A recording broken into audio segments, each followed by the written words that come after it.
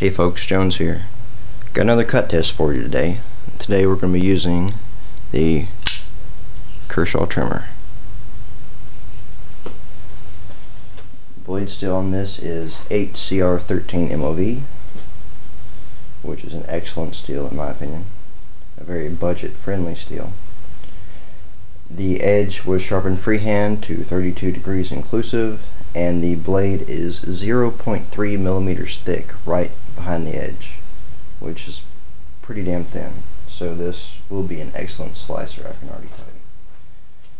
So once again, same basic format as J. Davis 882's rope cut edge retention tests. Once again, I'm using a piece of 2x4 instead of a hardwood cutting board to eliminate the variable of toughness out of the equation. All I want to test for is abrasion resistance of the steel, not toughness. Rope I'm using is 3 feet of 3/4 inch sisal rope unwound into three 3-foot strands, thus equaling 9 feet of rope. So initial sharpness, I can already tell you, it's extremely sharp.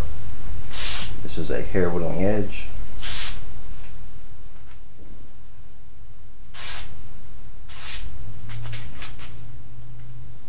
So let's get started.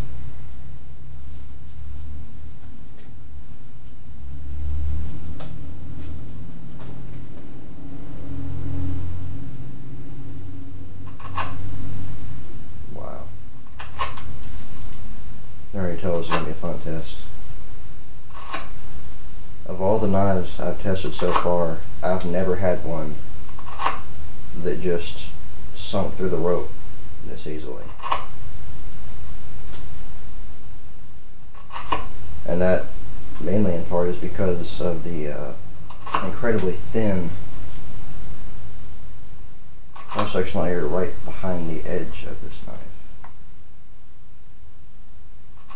Now it is a hair whittling edge, like I said. And to get there, I used more steps than usual.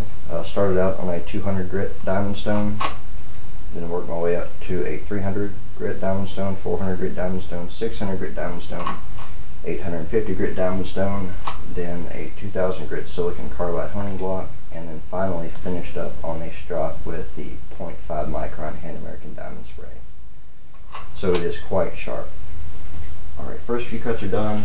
Let's check for sharpness.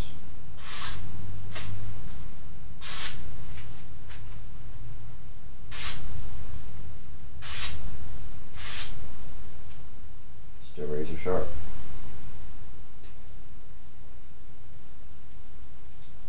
Let me do a visual inspection of the edge, and I don't see any sort of deformation or abnormalities so far.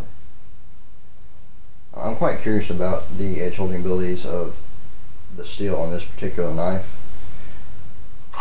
because I actually own 5 Kershaw Tremors, 3 plain edges and 2 combo edged, and from usage and sharpening on these trimmers, the 8Cr13MoV seems to be a little bit softer than compared to other Kershaw knives in the same steel. If I had to take a guess, I'd probably say because it is such a large blade. I guess they think that people might, use it for chopping, prying, whatever. And you don't want a super high hardness, especially with this steel, if that's going to be your intended purpose for the knife.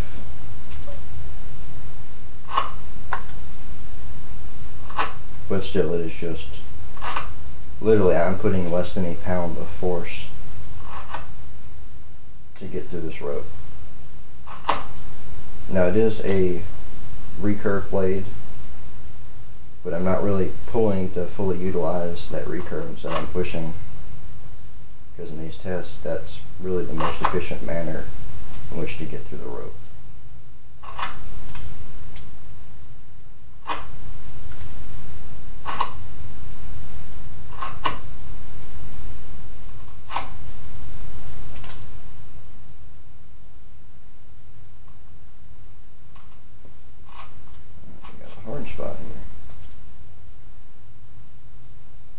about the only downfall to the sisal rope is occasionally you have some weird spots in the rope where there's almost like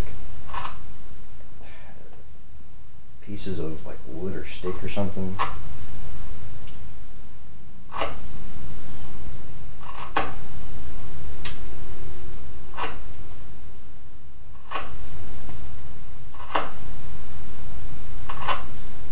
I'm trying to spread out the wear over the majority of the length of the blade so it doesn't all bunch up in one area.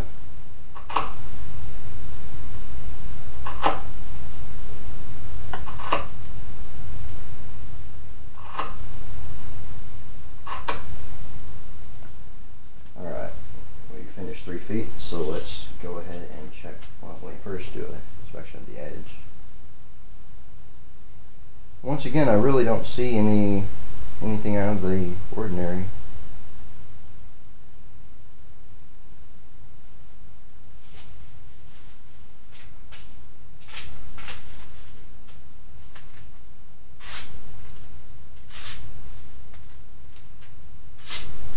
Actually sliced through my glove.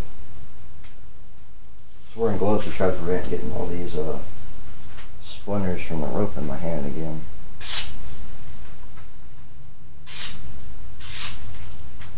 Last time I did 3 of these cut tests in one day and my hand was filled with little splinters from the natural fiber in the rope. Alright, it's still sharp. That's clearly evident. So let's continue. You know, a lot of people knock on the 8Cr13MoV. I don't know if that's because it's produced in China or because it's a cheaper steel. But really, I had quite a few knives in this steel, and I've never really had any bad experiences with the steel itself. I had a couple issues with companies burning the edges, you know, overheating it when they're grinding, and so edge retention sucked and had to be sent back. But I don't really have any problems with the steel itself. I mean, it's great for what it is. And as long as you're competent at sharpening a knife, you really shouldn't have any problems with this steel. Aside from, you know, manufacturer error producing it.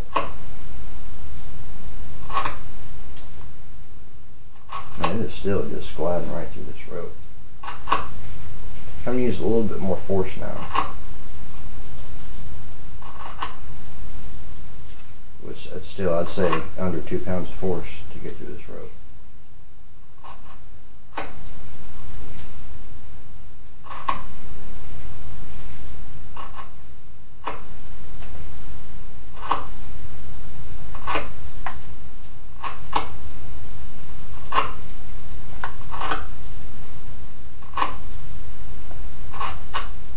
Ended up kind of using the edge to pry in the wood to unstick this knife in the wood because it's sinking in so deep.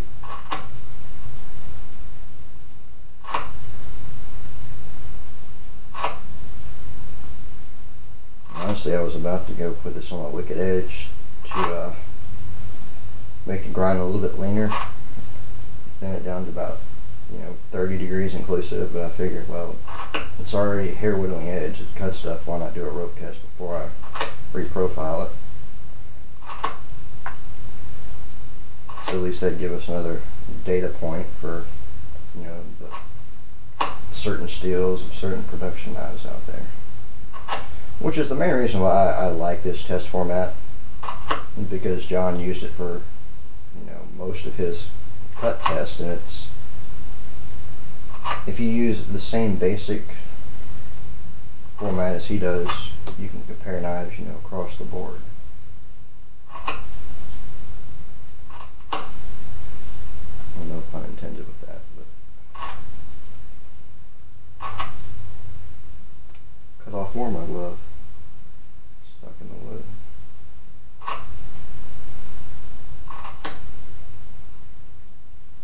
Alright, 6 feet done. Inspect that edge.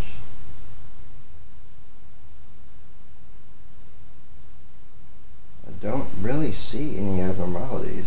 Oh, one very, very tiny spot, and I don't even, well, where'd it go? don't even know what to call it. It's looks like a very tiny indentation, but the light has to hit it just right for you to see it. So let's check for sharpness. Once again, screaming sharp.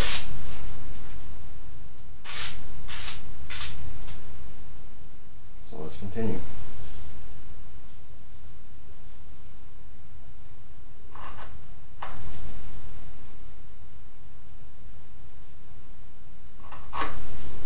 Really choke up on this knife with it.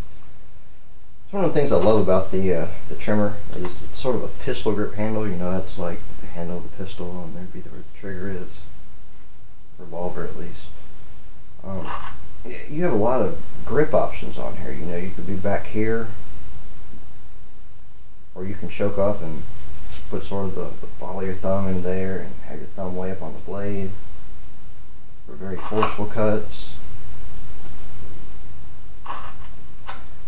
And really, overall, I'm not getting any hot spots to speak of at all on this blade, or on the handle, at least.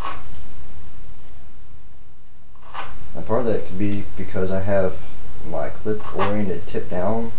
I generally do that so the clip doesn't dig into my hand when doing, you know, sort of arduous cutting tasks. I know it's not cool nowadays, but I really don't care.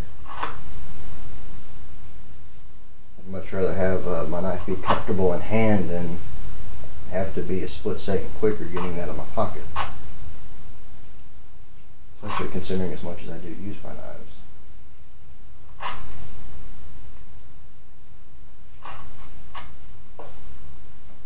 I'm actually getting most of this stuff in the trash can today.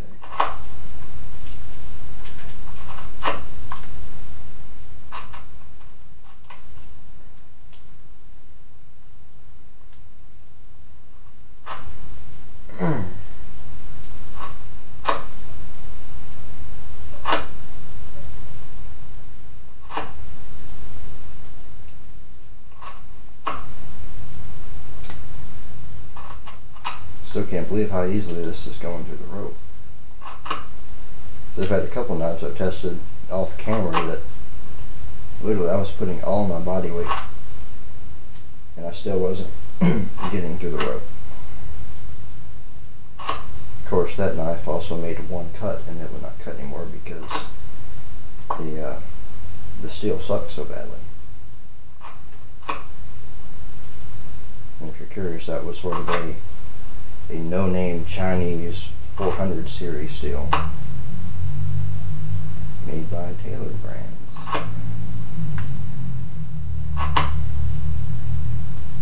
Alright, we're almost done.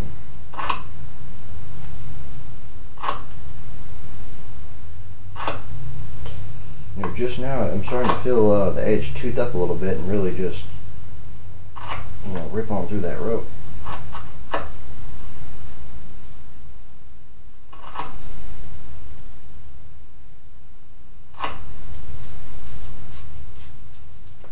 Alright, we're done.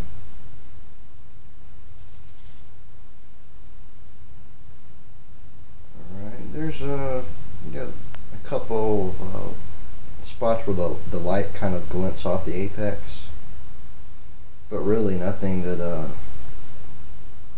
that's what say a few passes on a strop wouldn't fix. It should still cut though. Let's see. Well, let me take a glove off, maybe I can hold the paper better. There we go.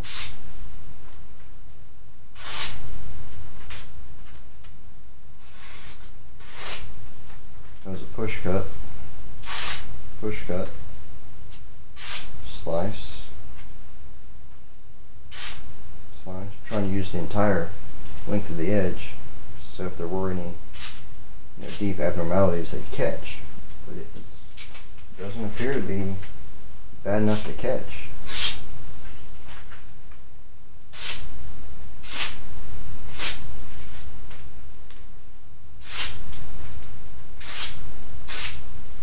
Alright, well, you see it as good as I do. It's still sharp. Let me see if I can give you a close-up of this edge. It's me running to my stool. The sitting kind of stool. Yeah, I really don't know that you're going to be able to see any of the abnormalities. They're really not that severe at all. It's hard to see, even here in person. One fun thing, let's see if it'll shave hair after all that. I'd be sort of surprised at this myself, considering that steel is a little bit softer. I really don't have much arm hair to speak of, but I hear popping hairs.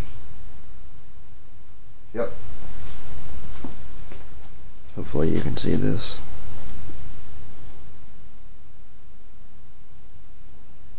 Yeah, there you can. Right here on the blade, hair.